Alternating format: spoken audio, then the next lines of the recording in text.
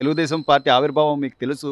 నందమూరి తారక రామారావు గారి ఆశయాల్ని ముందుకు తీసుకెళ్తున్నటువంటి చంద్రబాబు గారు గాని, ఆయన అనుసరిస్తున్నటువంటి కొడుకు లోకేష్ గారు ఈరోజు మంత్రిగా, విద్యాశాఖ మంత్రిగా, ఐటీ శాఖ మంత్రిగా ఆయన తీసుకుంటున్న నిర్ణయాలు గాని ఎలా చూస్తారు? ఏంటి? చాలా బాగున్నాయండి ఆయన చేస్తున్నాయి. హ్మ్.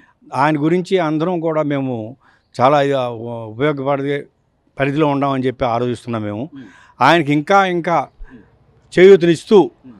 ఆయన ద్వారా మేము కూడా అందరం ఉపాధి పొందాలని చెప్తూ మా ట్రాన్స్పోర్ట్ కంపెనీల తరపున కానీ ఈటిల తరపున కానీ ఆయన ద్వారా మాకు చేసి ఆయన ఇచ్చిన హామీలను నెరవేరుస్తారని చెప్పి ఆశిస్తున్నామండి. సో ట్రాన్స్‌పోర్ట్ అనే వాటికి సార్ ప్రధానంగా రహదారులనేవి గత 5 ఏళ్లలో ఎన్ని ఇబ్బందులు పడ్డామనేది చూసాం. ఇప్పుడు ఈ 9 నెలల కాలంలో మళ్ళీ రహదారులను మళ్ళీ నిర్మించుకుంటూ లేదా వ్యవస్థను మళ్ళీ ఒక గాడిన పెట్టే పరిస్థితులు ఉన్నా కూడా ఇంకా ఏదో అయిపోతుంది. 5 ఏళ్ల తర్వాత మేము వచ్చి ఏదో నిలబెట్టేస్తాం. బట్టల పది అసలు ఈ తరహా అది అది భాష గాని, అది విధానం ఆశ గాని. మానవుడు ఆశాజీవి. హ్మ్.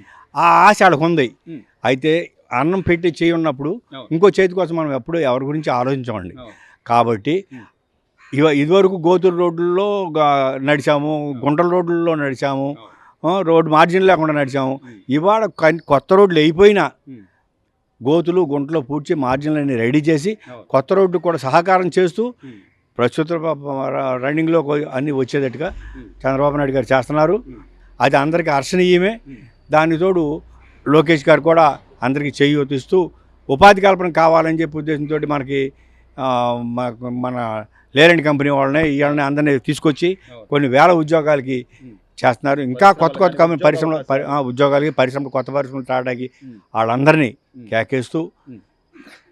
ఆంధ్రప్రదేశ్లో ప్రతి విద్యార్థుడు హ్మ్. ఉద్యోగం చేసి ఆడి కాళ్ళ మీద ఆడు నిలబడాలనే ఉద్దేశంతో హ్మ్. ఆయన చేస్తున్నాడని చెప్పి సో మేము తెలుగుదేశం ఆశిస్తాం. పార్టీ అనే పార్టీకి అంటే వ్యవస్థల్ని వాటిలో ఉన్న లోపాలని సవరించుకుంటూ అలాగే మీరన్నట్టుగా కొత్తగా నూతన ఉద్యోగ అవకాశాలు ప్రతి ఒక్కళ్ళకి స్వశక్తితో బతికే అవకాశాన్ని కల్పించే దిశగా అడుగులు వేస్తున్నా కూడా ఇంకా అసలు ఆ పార్టీని రూపుమాపు చేస్తాం, మేము అసలు ఆ పార్టీ కనపడకుండా చేస్తామని చెప్పి స్టేట్మెంట్లు ఇచ్చే వాళ్ళని ఎలా చూడాలంటారు?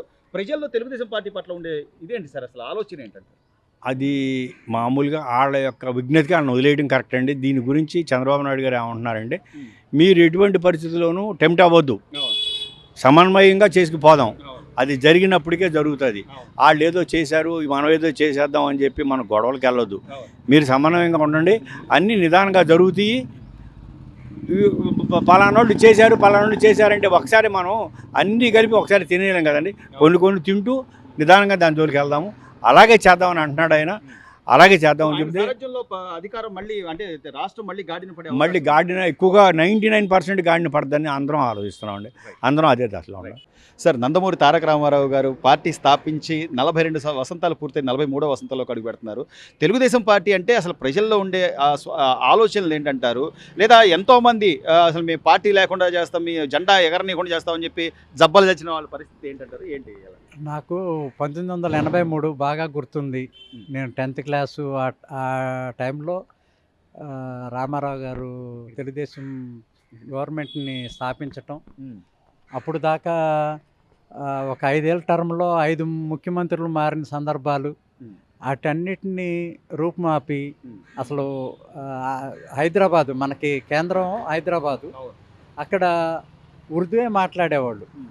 తిరుపతిలో తమిళ్ మాట్లాడేవాళ్ళు. అవును. అసలు మనకు తెలీదు. అసలు తెలుగు అక్కడ ఎవరు కూడా తెలుగు వాళ్ళకి మాట్లాడలేను. అసలు తెలీదు. అలాంటిది ఈయనొచ్చిన తర్వాత అక్కడ నెలలో 15 రోజులు కర్ఫ్యూ ఉండేది హైదరాబాద్‌లో. అవును. అలాంటి దాన్ని కర్ఫ్యూ అనే పదం మరుగున పడిపోయింది. అవును. అక్కడ అందరూ తెలుగు మాట్లాడుతున్నారు. తిరుపతిలో కూడా అందరూ తెలుగు మాట్లాడుతున్నారు. హ్మ్. తెలుగుదేశం అనే పదానికి, తెలుగుదనానికి పూర్తిగా ప్రాణం పోసిన వ్యక్తులు శ్రీ గౌరవ అవును. ఎన్టీ రామారావు అసలు ఆయన గారు. నినాదం అది సార్. తెలుగువాడి ఆత్మ గౌరవానికి ప్రతీకగా ఏర్పాటు చేసిన పార్టీ ఆ! తెలుగుదేశం అది పార్టీ. నిజంగా వాళ్ళు అది నిరూపించారు. తెలుగువారికి మన భారతదేశంలో ఒక గుర్తింపు తీసుకొచ్చిన పార్టీయే తెలుగుదేశం పార్టీ. హ్మ్. దాని పర్యవసానంలో వంశంగా హ్మ్. ఇప్పుడు ప్రెజెంటు చంద్రబాబు నాయుడు గారు గానీ, లోకేష్ గారు గానీ, హ్మ్.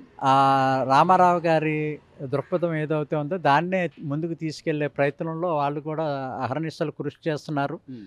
ప్రజల పార్టీ, ప్రజల పాలన అనేది పూర్తిగా వీళ్ళు కూడా దాన్ని ఆ రకంగానే ఆ దిశగానే సో తీసుకెళ్తున్నారు. చంద్రబాబు గారి ఆలోచనలు ఎప్పుడు సరే 2020 విజన్ అని కానీ లేకపోతే ఇప్పుడు 2047 విజన్ అని కానీ అప్పుడే ఆయన కొన్ని ఏళ్ల తర్వాత ఏం జరగబోతుంది అనేటువంటి ఆలోచన ఆ దార్శనికతను కూడా తీసుకోలేని కొంతమంది ఈరోజు ఆయన ముసలోడనో లేకపోతే వ్యక్తిగతంగా విమర్శలు చేసో ఎన్నో చేసినా కూడా ఆయన అంత దృఢ సంకల్పంతో నిలబడడానికి గల కారణాలు లాస్ట్ 5 ఇయర్స్లో బిఫోర్ ఈ గవర్నమెంట్కి ముందు వాళ్ళు ప్రత్యక్షంగా మనం అసెంబ్లీలో కూడా చూసాం.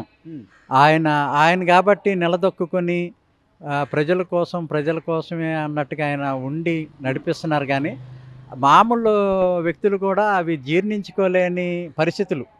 అసెంబ్లీలో ఆయన్ని డైరెక్ట్గా వ్యక్తిగత దూషణ చేసి కుటుంబాన్ని బయటికి లాగి అసలు చాలా దారుణమైన పరిస్థితులు చూసాం. అంతకుముందు అసలు ఇంత ప్రచారం లేదు.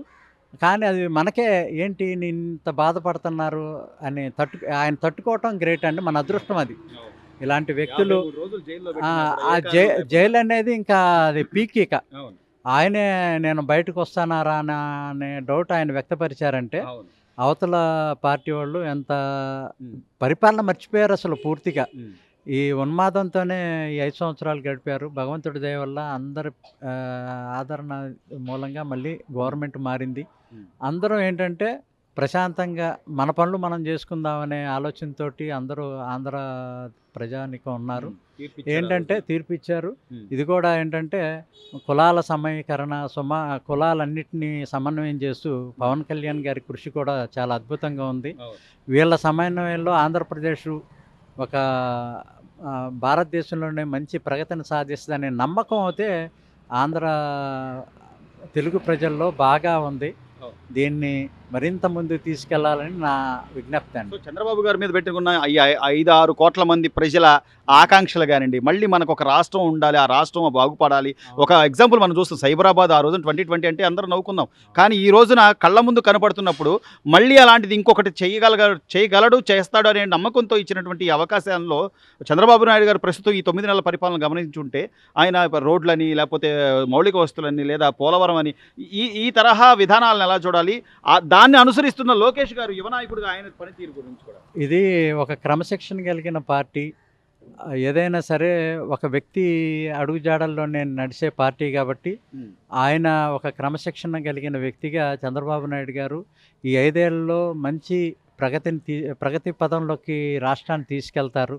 ఆయన అడుగుజాడల్లోనే ఇక్కడ మనం గమనిస్తే తెలుగుదేశం అందరిలో కూడా ఒక క్రమశిక్షణ బాగా పటిష్టంగా ఏర్పడింది. అంత ముందు కన్నా ఇప్పుడు ఏంటంటే 5 సంవత్సరాలు వాళ్ళు ఫేస్ చేసిన ప్రాబ్లం రీత్యా కానీ దేనికైనా కానీ వాళ్ళలో ఒక ఆయన చంద్రబాబు నాయుడు గారిని మనం వేరే ఆలోచన లేకుండా ఫాలో అవ్వాలనే దృఢ సంకల్పం అయితే బాగా కనపడుతుంది.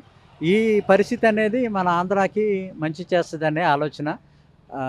లోకేష్ గారు కూడా తండ్రి అడుగుజాడలో ఇక్కడ పరిస్థితులు ఉన్నదానికి భిన్నంగా కాకుండా దాన్ని ఇంకా ఈ రాష్ట్రం 10 ఏళ్ళు అయ్యింది ఏర్పడి, దీనికి ఇప్పుడు దాకా ఒక రూపురేఖలు లేవు, దీన్ని ఒక ప్రగతి పదంలో నడిపించాలనే తపన వాళ్ళలో బాగా స్పష్టంగా కనపడుతుంది. అది మన ఆంధ్రాకి మంచి పరిణామం అని చెప్పి ఆశిస్తున్నాం.